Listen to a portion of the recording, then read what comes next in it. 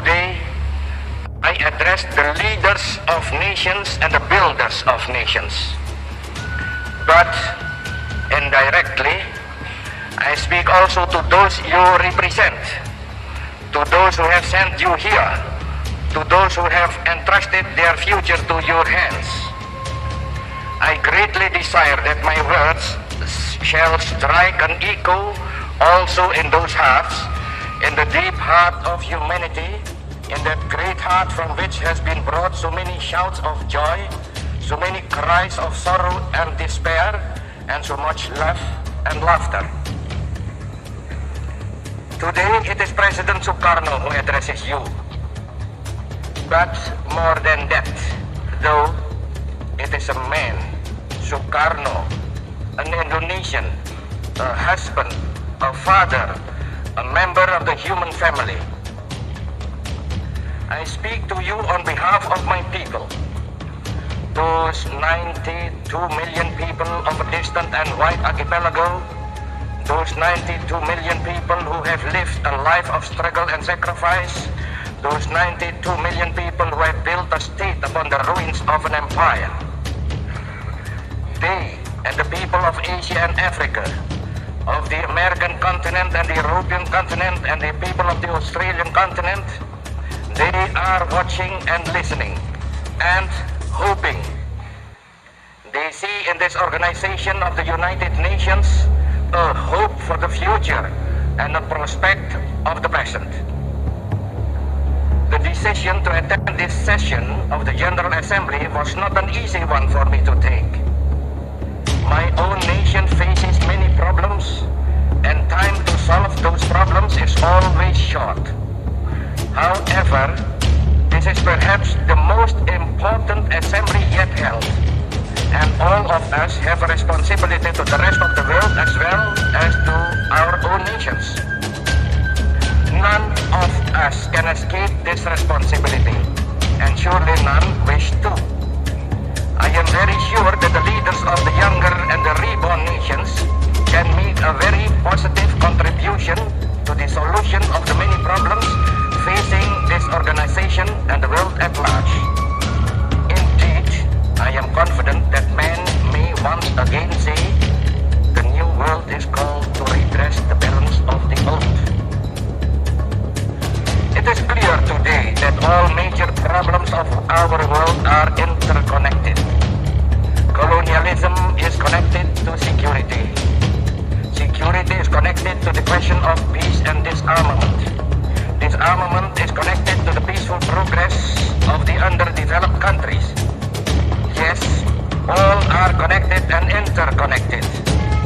If we succeed in finally solving one problem, then the way to the solution of all the others will be open.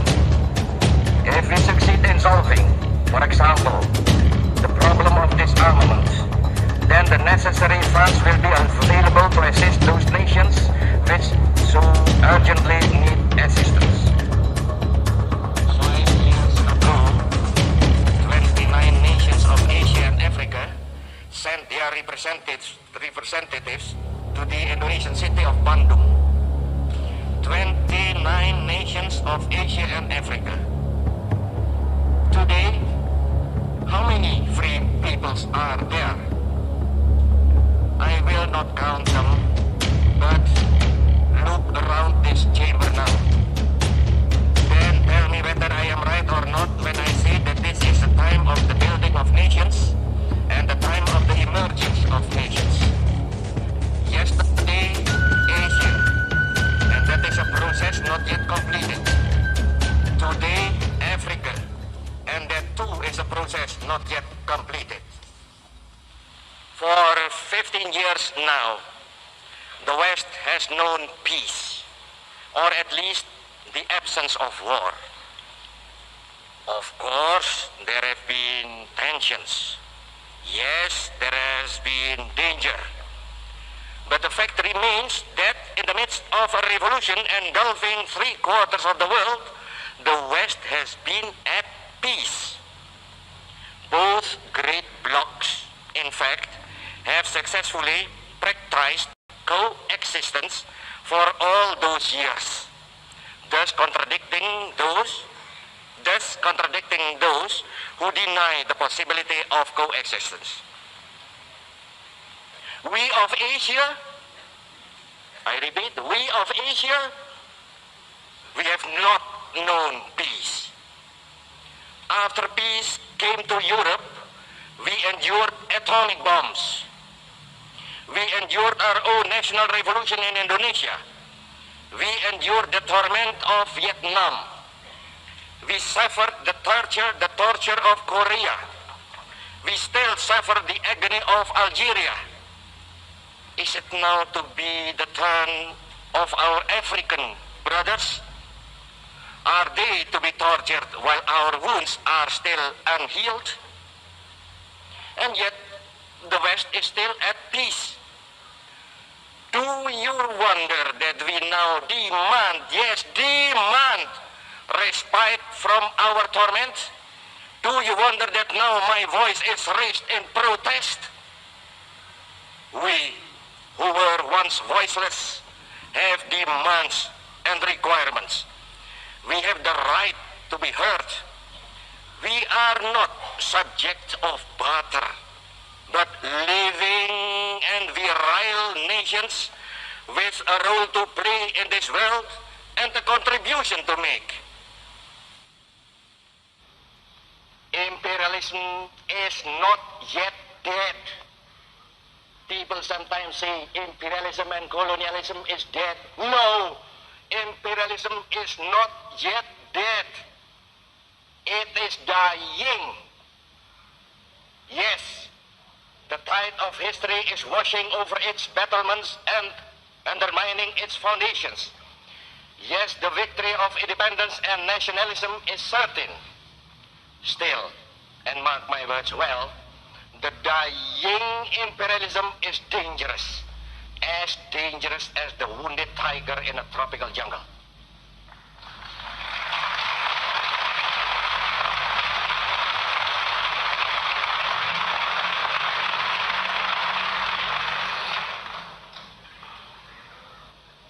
I tell you this, and I am conscious of speaking now for my Asian and African brothers. The struggle for independence is always justified and always just.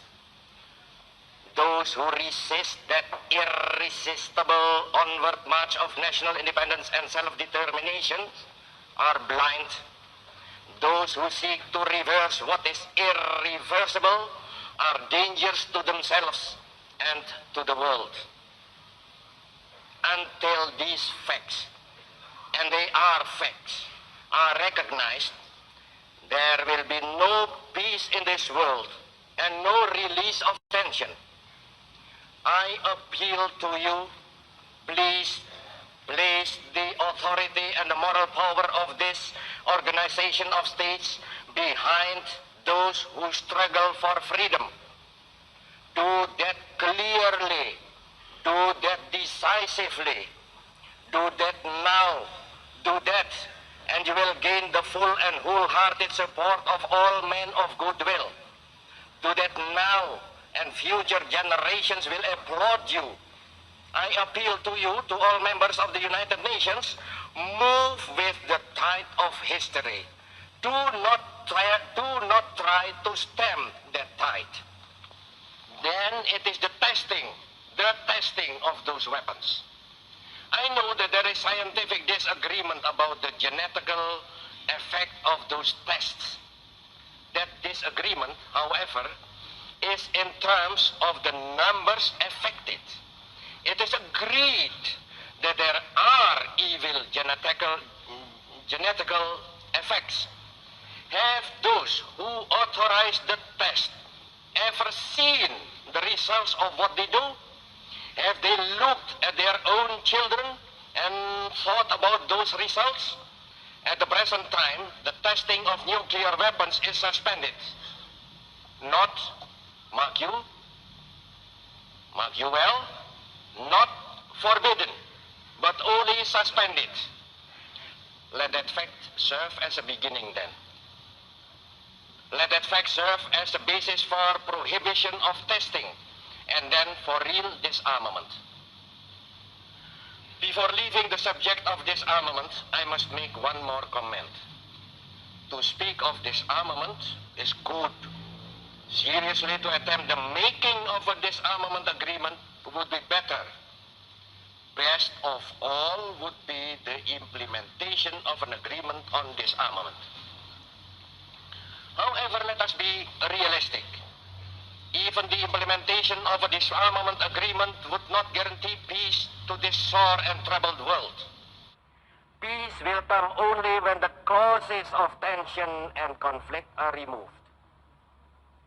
If there is a cause for conflict, then men will fight with pointed sticks if they have no other weapon.